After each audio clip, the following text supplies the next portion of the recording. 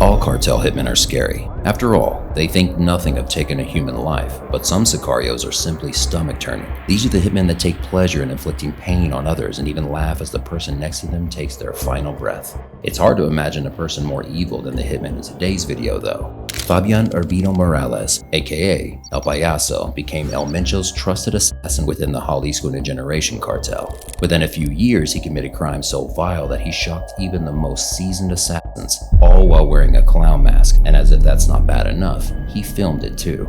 This is the story of the CJNG's Scariest Hitman and his sickening clown army. Trigger warning though, this video contains very graphic descriptions of torture and murder.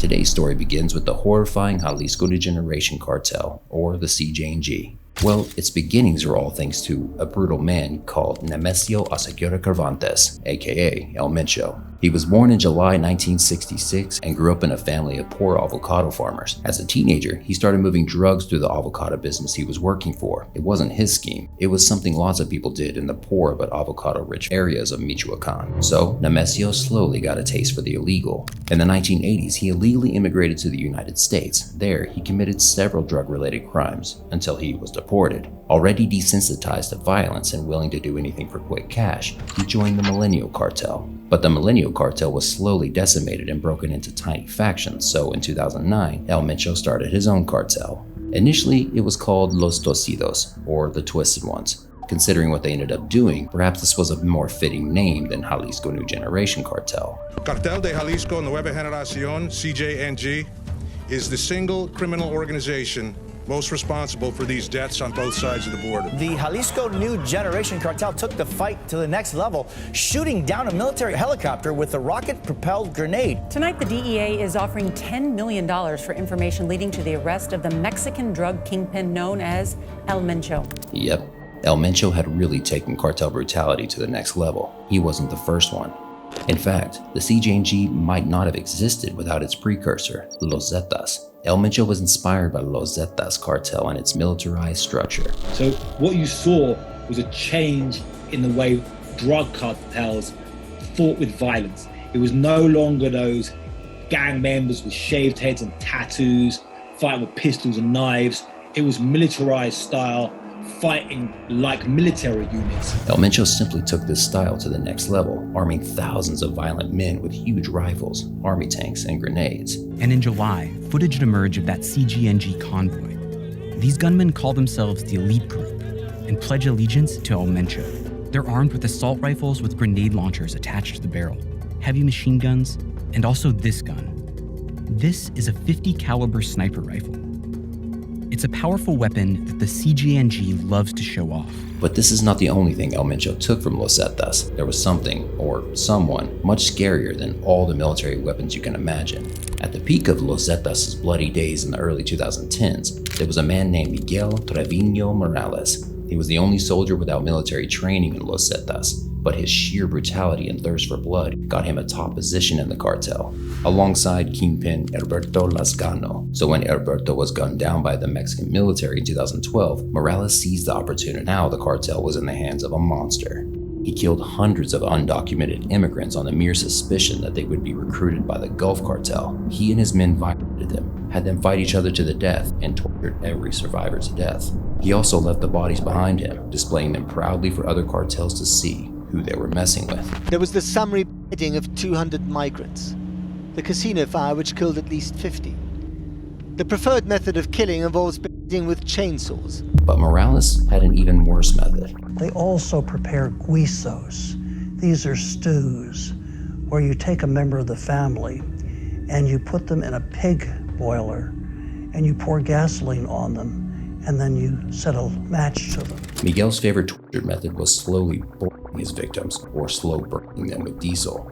The more he could prolong his victims' suffering, the better. When he was done with his enemies, he would kidnap their families too. This is really sickening. Morales brought babies alive. He had entire kitchens dedicated to this, as the Irish Times reported back in 2020. Bloody handprints on walls, stained clothes, plastic cable ties, machetes, and, as one person observes, the crunch of bones beneath a thick blanket of ash.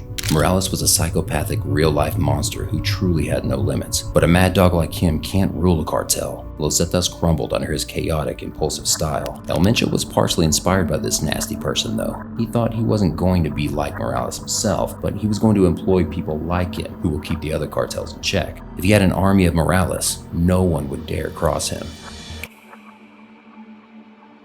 The CJNG rules by fear, kidnapping, torturing, and killing anyone who stands in their way. Sometimes it's rival cartels, other times it's police officers and even civilians. And they have no regard for human life. All they care about is making more money and spreading the message that they are now in charge. And apart from a highly organized cartel with military weapons, psychopathic murderers come in handy. El Mencho has made it a mission to recruit the absolute worst people in Mexico. Possibly the worst of them all is Fabian Urbino Morales, aka El Payaso. El Payaso means the clown in Spanish. Creepily enough, Fabian Morales truly did work as a clown at the circus when he was younger. Then, inspired by his older brother, he traded his clown suit for guns, machetes, and knives. But he kept the mask. Fabian Morales started out his sicarios stint for Los Metros cartel, which was a smaller faction of the Gulf cartel, operating from Reynosa at the border with Texas. Morales quickly climbed Los Metros' ranks and brought a new level of psychopathic violence to the gang. He had his own henchmen, all wearing the same horrible mask. But the terrifying gang didn't earn a name just for their masks. They had incredibly gruesome methods of dealing with the rival cartel members. In this place, Mencho and his people recruited them when they saw the way they executed their rivals. They burned them with gasoline drums. Yep, his last name was also Morales, and he also burned people in gasoline drums. El Mencho also witnessed Morales fleeing his victims alive. Most people would have run away screaming, but for Mencho, this was proof that Morales would make a great captain. CJNG quickly grew into the second biggest cartel in Mexico, second only to El Chapo and El Mayo's notorious Sinaloa cartel. This is particularly interesting as El Mencho's beginnings lie with avocados.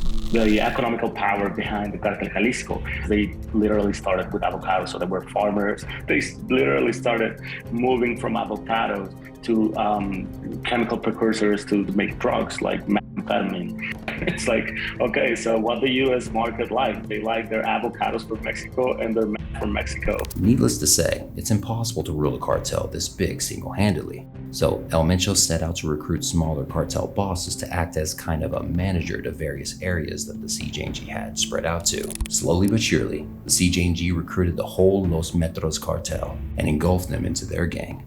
Fabian Morales became El Mencho's trusted man, so trusted that El Mencho encouraged him and his hitman to keep wearing the terrifying masks. After all, CJNG's end goal is to spread as much panic as possible. Morales became one of the commanders of the criminal structure of Miguel Fernandez, LM2, lieutenant of one of CJNG's regions. With his most evil side encouraged by El Mencho, it wasn't long before Morales became one of Mexico's worst real-life monsters. By the 2010s, there was another problem. Cartel members could easily film videos of their most brutal acts and upload them to the internet. This spread a clear message: do not mess with us. It was a message to rival cartels, as well as anyone watching. But I can't stress this enough. Do not watch these kind of videos. They only damage your mental health, and nothing good comes out of watching something like this. Warning, very graphic details ahead. Skip ahead the next couple minutes if you don't want to hear the contents of the cartel video. About a decade back, a video surfaced on the dark web proving that El Payaso might just be the scariest cartel hitman out there. The video, which I urge you guys not to go looking for, is called Quiero Agua, or I Want Water. It's unclear whether the video was filmed by Fabian Morales himself or he was one of the guys torturing the poor man. In the video, the CJNG clowns have kidnapped a rival cartel member, most likely a former member of La Familia, but the victim has never been identified, as the video begins with a flat face. The 30-second video shows a man inches away from death, after the clowns had already removed all the skin from his face and other parts of his body. It's gut-wrenching to think that something this vile can happen to a living thing. There's an even more shocking aspect to the video, something that shows the true nature of Morales and his gang, and for what it's worth, the CJNG, is the way the men taunt their victim, mocking him and laughing at his pain. Clearly the man just wants to die, and it's not long before he actually succumbs to the unimaginable pain. But the clowns aren't done with him. They keep interacting with him to keep him alive for a little while longer. At one point, the men kept asking him if he wants water, but imagine having to talk without a face. This is the only translation that appeared online. Agua? Dime recio. Que me digas con la boca. Like it matters who Morales or the other clowns are. How fragile does your ego have to be to demand recognition from a dying man? The poor man's voice is raspy and weak, but this only amuses the clowns more. Seeing a scene like this in a horror movie could be enough to give you sleepless nights and maybe even anxiety attacks.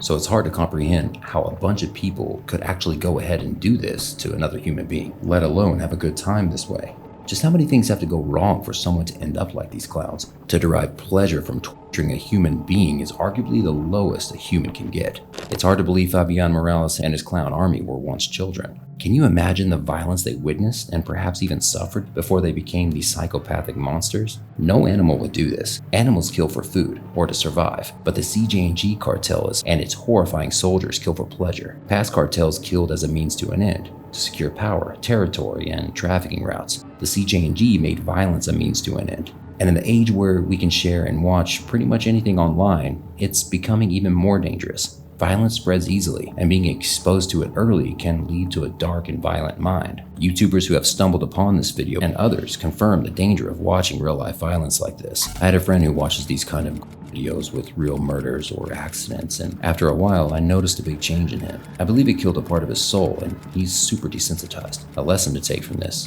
don't desensitize yourself with this kind of real-life violence. This was the first gore video I ever saw. For weeks I struggled to sleep at night. I'd hear sounds of gurgling noises replay in my head. Sometimes you forget that humans can be the scariest monsters that exist in real life. Once again, please don't go looking for this video or other videos posted by the CJNG. Now it's probably time to ask, okay, what are the police doing about this? If these evil clowns can drive their cars and expose their guns in broad daylight, and if they blatantly post videos of torture and death, how are they not in prison already? Sadly, even when the police are doing all they can, they need hard evidence to make an arrest, and many of these videos are protected. The hitmen wear masks, the IP address is scrambled, and no names are given. It takes many murders to get a name and an arrest warrant. Thankfully though, Fabian Morales was arrested in 2019. The CJNG orchestrated a huge ambush on the police, taking the lives of 13 officers. This wasn't the first time the CJNG was targeting police officers and taking more than a dozen lives in one day, but this time the police used the ambush as a perfect context to launch their own operation. So in January 2020, the Michoacan police launched a huge sting operation on the CJNG. At last, they got their hands on El Payaso and a few of his henchmen. Interestingly enough, this was the same sting operation that ended the life of La Catrina. Tranquila, mija, ya viene el helicóptero por ti. Ya viene el helicóptero. Tranquila, hija, tranquila. Vas a estar bien. Trata de aguantar, ¿eh? La Catrina had joined CJNG back in 2017 when she was just 19 years old, but she had such an extreme thirst for blood that she was soon propelled to hit squad commander. El Mencho encouraged her drive to torture and kill, and even supported her regular hits on police officers. In many ways, La Catrina was the new El Payaso, although she never flipped people alive or filmed any kind of torture. But it was La Catrina who had given the go-ahead for the October 2019 ambush. The Michoacan police even had a recording of her voice ordering the hit. There was no way she could get out of this. When the military raided her safe house, La Catrina was hit in the jugular. She succumbed to her wound in the helicopter on the way to the hospital. But the same couldn't be said about Fabian Morales and his fellow evil clowns. They were arrested and taken to prison. As the news of his arrest made headlines throughout Mexico, it became clear that El Payaso had another brother in the CJNG. El Payaso is the brother of a person nicknamed El Jaguar, a former military man and former member of the CJNG Delta Group. El Jaguar is located as the head of the plaza, El Aguaje, like his brother, also designated as the head of the LM2 and mastermind of the multi-homicide of the Michoacan police officers. It turns out that El Jaguar was a member of the CJNG before El Payaso joined. He was still working as a regular circus clown when his brother was killing him mainly for cash. Several rumors claim that it was El Jaguar that convinced El Payaso to join the cartel. But in the world many of these sicarios grew up, violence is the norm. It doesn't necessarily take a brother or a friend to invite you to join. Most sicarios and even drug lords grow up in terrible poverty. They hear of cartels as cool, badass places they can join and get the money and respect they can't have otherwise. ¿Cuáles son sus nombres? Eric y Manuel. Eric y Manuel. ¿De dónde son originarios?